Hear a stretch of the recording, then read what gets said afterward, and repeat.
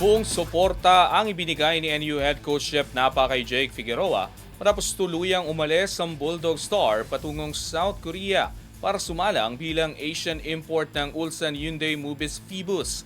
Ang ibang detalye alamin sa eksklusibong pag-abante ni Jonas Lavarias.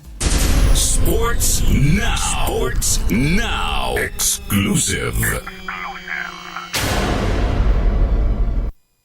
Ipinahayag ni National University Head Coach Jeff Napa ang kanyang buong suporta at pagmamalaki kay Jake Figueroa kasunod ng opisyal na anunsyo na lilipad na ang dating Bulldog Star patungong South Korea upang maglaro bilang Asian import ng Ulsan Hyundai Mobis Phoebus sa KBL. Kumpirmado ang paglipat ni Figueroa ngayong araw kung saan papalitan niya ang kapwang Pilipinong si Migs Ocson na na-injury at hindi matatapos ang season.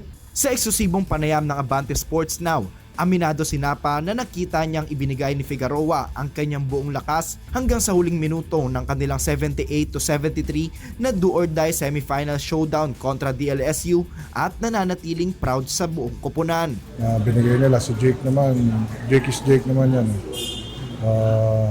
Kahit pa paano, at least nakita ko sa kanya binigay niya yung best niya up to the last minute. Dagdag pa ni Napa, matagal niya nang hinulma si Figueroa upang maging handa para sa susunod na antas ng karera, maging sa lokal man o international na liga.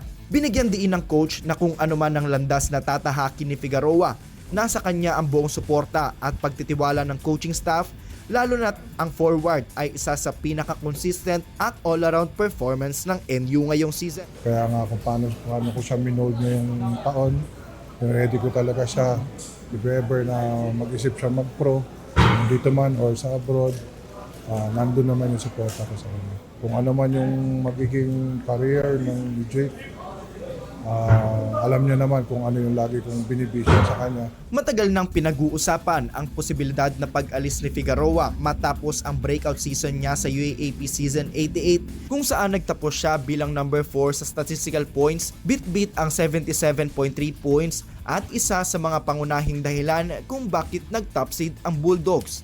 Sa paglipat ni Figueroa sa Ulsan Hyundai Mobis Phoebus, nadagdag siya sa lumalaking listahan ng mga Pinoy na nag-aabang sa KBL at nagbubukas ng panibagong kabanata para sa kanyang profesional na karera.